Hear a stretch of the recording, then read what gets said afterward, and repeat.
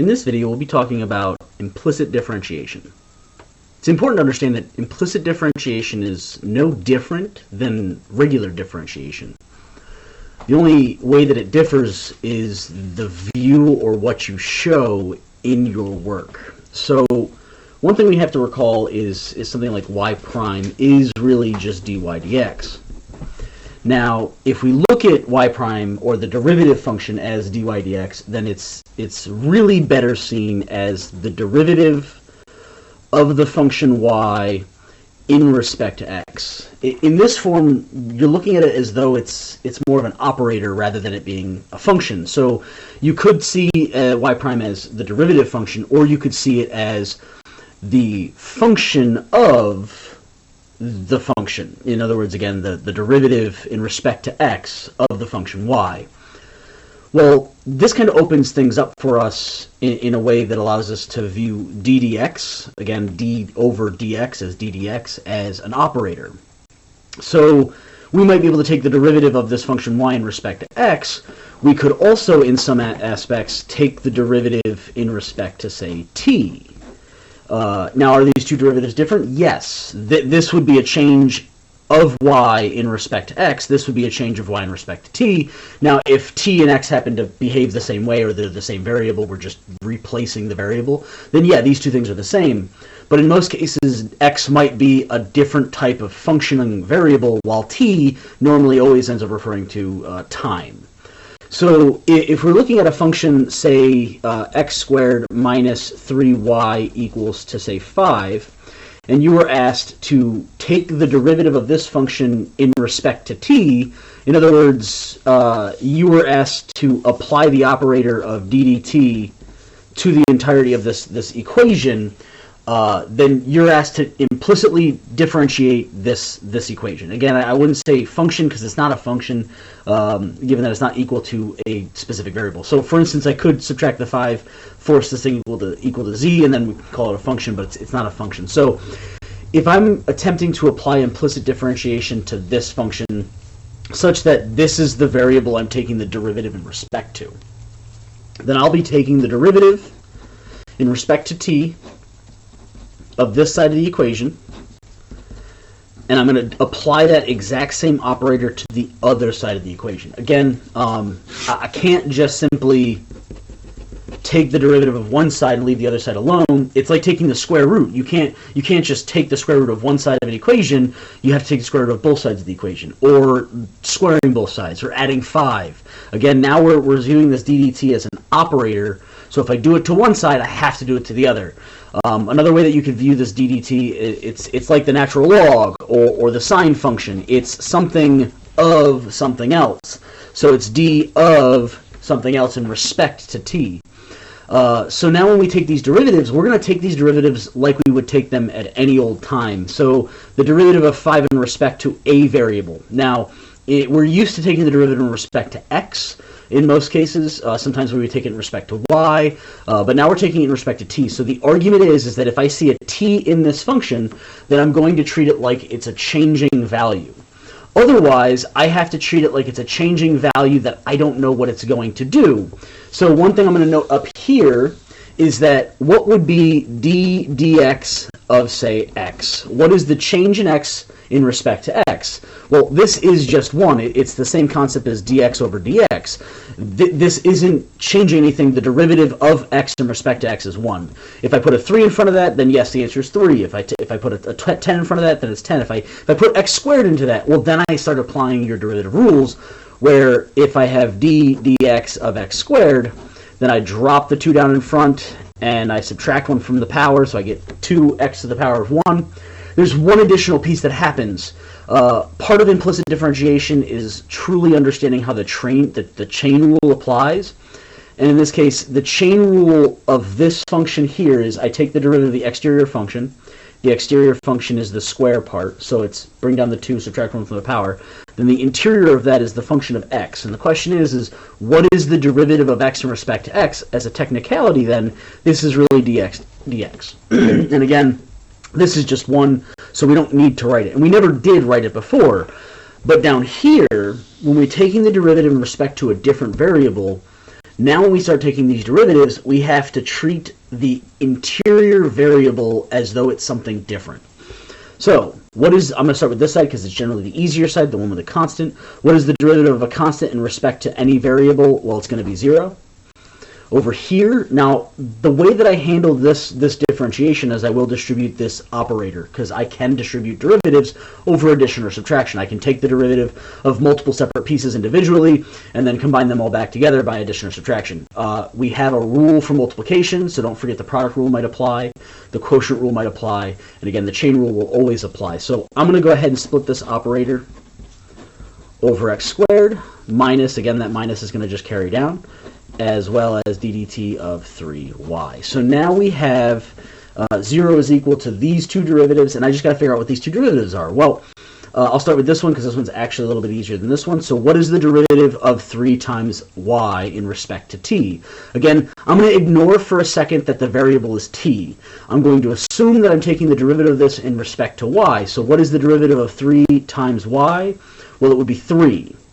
So I should end up just with 3, but the issue is that if I'm taking the derivative of the y value, that means I'm going to actually have, again, multiplied by dy dt.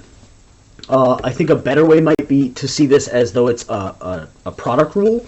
So if I'm trying to take the derivative in respect to t of 3y, then it's technically a product rule of the derivative of 3 times, or the second unchanged plus the derivative of the first, or derivative of the second times the first unchanged.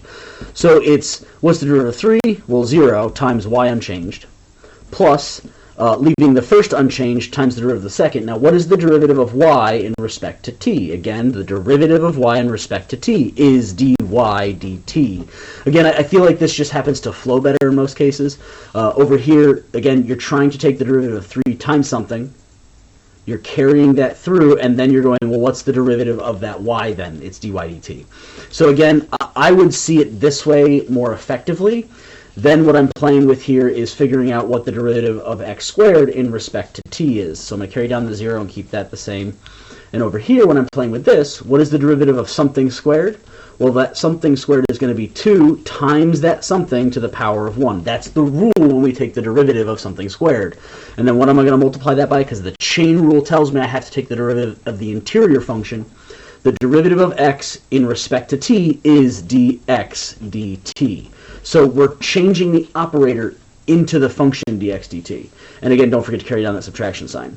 So if there were more to this problem, say solve for dy dt, then we'd have to get dy dt by itself, but then it's just algebra. Maybe they'd give you a value for x, a value for dx dt, and you have to find dy dt, and again, you just plug those values in. There's an assortment of other different possible ways they could ask these questions, but the grand scheme of things starts with what is the function they want you to take the derivative of, what's the derivative variable they want you to deal with, and it's applying that operator to all pieces and following through. So let's look at one more example just to make sure that we understand how these steps happen. So my next example is going to focus on, say, x over y minus 2xy plus 4 equals 2y. So something like this where you're asked to find let's just go ahead and say just take the derivative of this in respect to t. So again, you're applying dt to the whole function. So x over y minus 2xy plus 4 equals 2, and then the derivative of this thing, I'm going to apply ddt to that thing as well.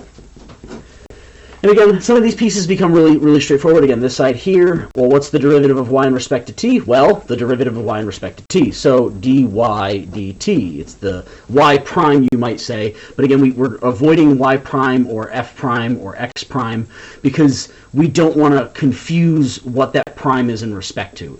The differentiator is actually important in this case. So let's go ahead and look at this stuff over here.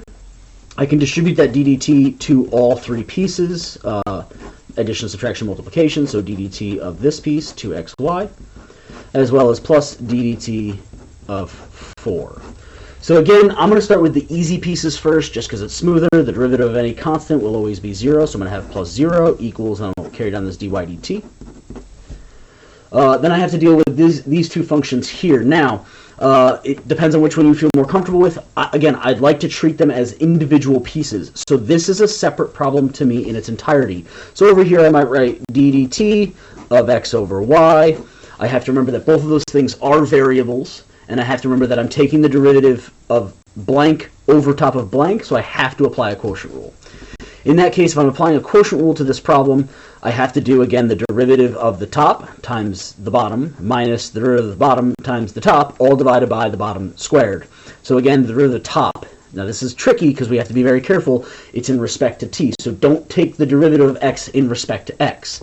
Take the derivative of x in respect to t. So it's d dt of x. This formation here, the way that we use this might get confusing. So it's the derivative of x, in respect to t, times the bottom left unchanged, minus the derivative of the bottom, so dt of y, times the top unchanged, and then all divided by the bottom squared.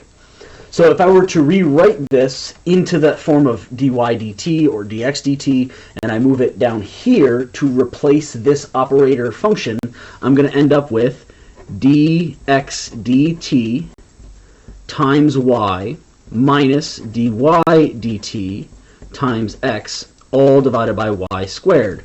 Now I still have a subtraction sign here. I'm going to carry that down. I'm going to go ahead and put brackets here because I don't want to get confused about what's about to happen next. And the same thing is going to happen with this one. I'm going to bring this piece outside. So I have ddt of 2xy, and because there's two different variables there, I have to use a product rule. Now what might help is for you to treat these functions separately. So again, f is 2x, and g is y, and therefore if I'm looking at f prime, the derivative of 2x is, in respect to t, 2 dx dt. Again, it's what is the derivative of 2x in respect to t? Well, the 2 carries down because this is a variable, and then the derivative of that variable is dx dt. Same thing with the y. G prime in this formula is going to be dy dt.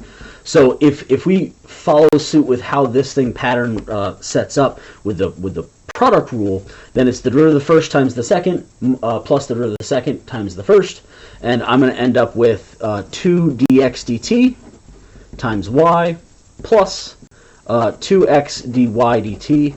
And that's what's going to go in that set of parentheses. I did not write those big enough for me to do so, but I'm going to go ahead and carry these things down, leave myself enough space, and then move this into this position. Again, this whole thing here is a product rule within implicit differentiation. It's going to go ahead and fit in that spot. So I have dx dt, y times y, minus dy dt, times x, all divided by y squared, minus, and then I'm going to go ahead and fill in, again, everything from this product rule, which is going to be 2 dx dt times y plus 2x dy dt. I'm going to make sure that I don't forget to put brackets around that, specifically because that minus sign is supposed to be on this entire derivative, and that minus sign should distribute to everything in those brackets, so that minus sign has to distribute to this term as well as this term. Plus the 0, which I'm not going to write, equals to dy dt. So if in this point you were asked, well, solve for dy dt, then we'd have to get all your dy dt's to one side, manipulate all your variables together in some form, and factor out the dy dt. So I would distribute this division to both those pieces. I would distribute this negative to both those pieces. I would move all the terms that have a dy dt to one side, and I would factor out the dy dt. So if you'd like to see that, again, let's just assume that this example said solve for dy slash dt. Then down here, I'm going to distribute the y squared, again, a division of y squared, so I'm going to have dx dt. This is technically multiplied by 1 over y now. Again, 1 over y, because if I take y and divide it by y squared, I get 1 over y. Minus, I'm going to have dy dt times, and it's x over y squared. I'm going to distribute the negative, so 2 dx dt times y, plus, minus, because I distribute the negative, 2x dy dt equals to dy dt. I'm going to make a note of all the terms that have dy dt in them, and I'm going to either add or subtract them to one side of the equation. So this is a minus sign, I'm going to add it. This is a minus sign. I'm going to add it. At this point, again, you're just doing excessive algebra where you're keeping track of all your variables very, very carefully. So I'm going to leave this term alone. So I'm going to keep that 2 dx dt times y. And then I'm going to add this to this side. I'm going to add this to this side, leaving me with dy dt plus 2x dy dt. And then plus, I'm going to rearrange the order of these two so that the dy dt is last in all three terms. So now I have this term, and this term. I can factor out dy dt. Multiplied by, this is going to change to a 1 if I factor it out. This over here is going to be plus 2x if I factor out the dy dt. And this one here is going to be x over y squared if I factor out dy dt. This leaves me with this whole thing. I'm not going to rewrite, but I'm going to rewrite the final answer up here. Or better yet, I'll just rewrite it here.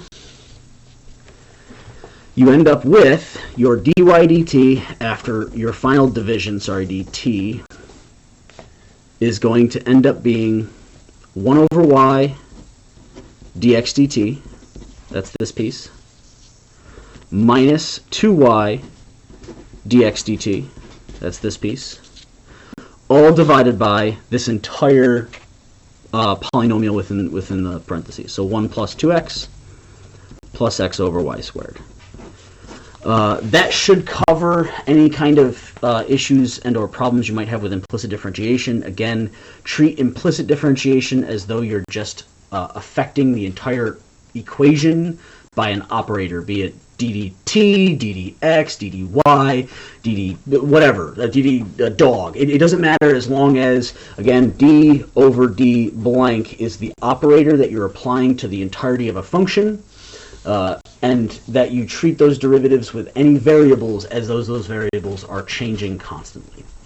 I hope that helps.